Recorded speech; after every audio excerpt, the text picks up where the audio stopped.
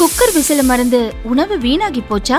இனி அந்த கவலையே வேண்டாம். வழங்குகிறோம் உலகின் முதல் விசில் கவுண்டர் குக்கர், புதிய அல்ட்ரா குரோனோ. அல்ட்ரா என்றால் ஆரோக்கியம். கோவை மாவட்டம் மதுக்கரை அருகே வடக்கு மஞ்சப்பள்ளம் பகுதியில் 10 நாட்களுக்கு முன்பு முழு நிர்வாண கோலத்தில் இளம்பெண் சடலமாக மீட்கப்பட்ட சம்பவம் பெரும் அதிர்ச்சியை ஏற்படுத்தியது. யாரோ மர்ம நபர்கள் இளம்பெண்ணை கடத்தி பாலியல் பலாத்காரம் செய்துவிட்டு சடலத்தை புதரில் வீசி சென்று இருக்கலாம் என்று போலீசார் கருதினர். போலீஸ் நினைத்தது போலவே இளம்பெண் கொலைதான் செய்யப்பட்டார் என்பதை பிரேத பரிசோதனை அறிக்கையும் உறுதி செய்தது.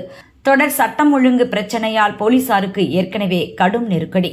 கொலையாளிகளை விரைந்து பிடிக்க வேண்டும். ஆனால் கொலை செய்யப்பட்ட இளம்பெண்ணே யார் என்று அடையாளம் தெரியவில்லை. விசாரணையில் முன்னோக்கி செல்ல எந்த பெரிய தடயமும் சம்பவ இடத்தில் போலீசாருக்கு சிக்கவில்லை. இளம்பெண்ணின் உடைகள் கூட அங்கு இல்லை. இவ்வளவு கடினமான சூழ்நிலையிலும் சாமர்த்தியமாக செயல்பட்ட மதுக்கரை போலீசார் 10 நாளில் துப்பு துலக்கி கொலையாளியை தட்டி தூக்கிவிட்டனர். விசாரணையில் வினோத உறவு ஆசைக்காக இளம்பெண்ணை கொடூரமான முறையில் அரக்கன் தீர்த்து கட்டியது அதிர வைத்துள்ளது. இந்த பகீர் சம்பவத்தின் முழு பின்னணியை பார்க்கலாம். மஞ்சப்பள்ளம் பகுதி புதற்காட்டில் இளம்பெண் சடலத்தை மீட்ட போது போலீசுக்கு எந்த தடயமும் இல்லாததால் குழம்பி போனார்கள்.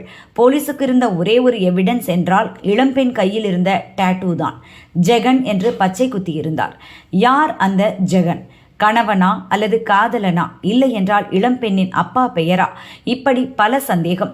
ஆனால் ஜெகனை பிடித்தால் நிச்சயம் துப்பு துலக்கி விடலாம் என்று மட்டும் போலீசார் நினைத்தனர். முதலில் கோவை மாவட்டம் மற்றும் சுற்றுவட்டார பகுதி போலீஸ் ஸ்டேஷன்களில் காணாமல் போன இளம்பெண்கள் பட்டியலை எடுத்து விசாரித்தனர். ஆனால் எதுவும் கொல்லப்பட்ட இளம்பெண்ணுடன் மேட்ச் ஆகவில்லை. போலீசுக்கு இன்னொரு வாய்ப்பு இருந்தது. அதாவது செல்போன் நம்பரை வைத்து இளம்பெண்ணையும் கொலையாளிகளையும் அடையாளம் காண்பது. இந்த வாய்ப்பில்தான் துப்பும் துலங்கியது.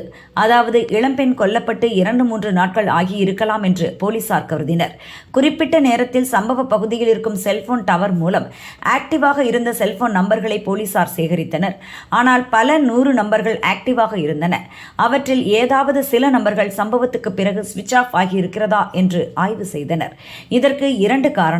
ஒன்று, கொல்லப்பட்ட இளம்பெண் செல்போனையும் கொலையாளிகள் எடுத்துச் சென்று இருக்க வேண்டும். கொலைக்கு பிறகு அதை சுவிட்ச் ஆஃப் செய்திருக்கலாம். இன்னொன்று, போலீசுக்கு பயந்து தங்கள் நம்பரையும் கொலையாளிகள் சுவிட்ச் ஆஃப் செய்திருக்கலாம் என்று கருதினர். போலீசார் நினைத்தது போலவே 2 நம்பர் மட்டும் தொடர்ந்து சுவிட்ச் ஆஃபில் இருந்தன. அந்த நம்பர்களின் முகவரியை சோதித்த போதுதான் ஆடி போனார்கள். ஒரு நம்பர் ஜெகன் பிரதான் என்பவருடையது என்றும் இன்னொரு நம்பர் பர்ஷா என்ற பெண்ணின் நம்பர் என்பதும் தெரிந்தது. 2 பேரின் முகவரியுமே ஒடிசாவை காட்டின. எனவே பர்ஷா தான் கொலை செய்யப்பட்ட இளம்பெண், ஜெகன் தான் கொலையாளி என்ற முடிவுக்கு போலீசார் வந்தனர். இதில் ஜெகன் நம்பர் மட்டும் அவ்வப்போது ஆன் ஆனது. ஆனால் தொடர்ந்து லொகேஷன் மாறிக்கொண்டே இருந்தது. ஜெகன் யார் யாருக்கெல்லாம் பேசி இருக்கிறான் என்ற லிஸ்டை எடுத்து அவர்களிடமெல்லாம் போலீசார் விசாரித்தனர். இதிலேயே கிட்டத்தட்ட முழு விவரங்களையும் போலீசார் சேகரித்து விட்டனர். இதற்கிடையே ஜெகனின் நம்பர் தெலங்கானாவில் மீண்டும் ஆன் ஆனது. ஒரு குறிப்பிட்ட இடத்திலேயே ஆக்டிவில் இருந்தது. உடனே அங்கு விரைந்த தனிப்படை போலீசார் ஜெகனை சுற்றி வளைத்தனர். மீண்டும் கோவைக்கு அழைத்து வந்து விசாரித்தனர்.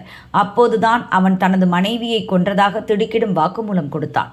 அவன் கூறியது, எனக்கு 23 வயதாகிறது. என் மனைவிதான் பர்ஷா. அவளுக்கு 21 வயது.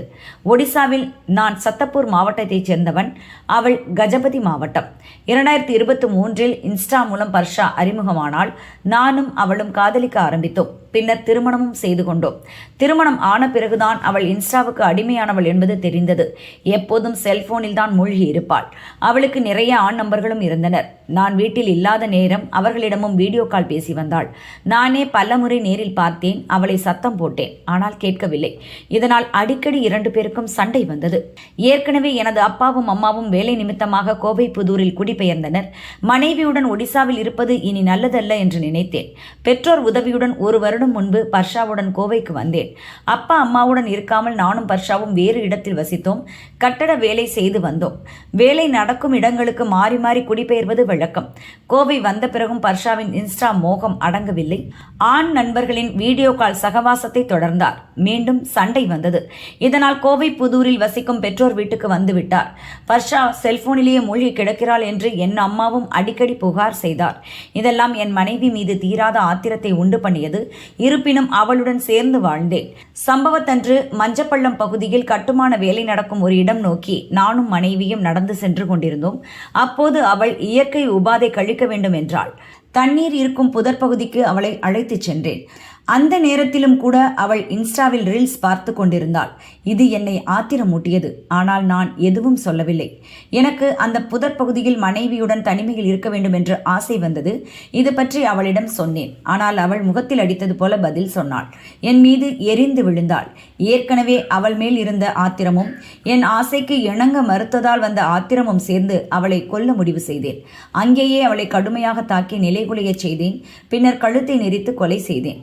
போலீசிடம் சிக்கி விடுவோமோ என்ற பயம் வந்தது. அவளது அடையாளம் தெரியாமல் இருக்க அவளது ஆடைகளை மொத்தமாக களைந்தேன்.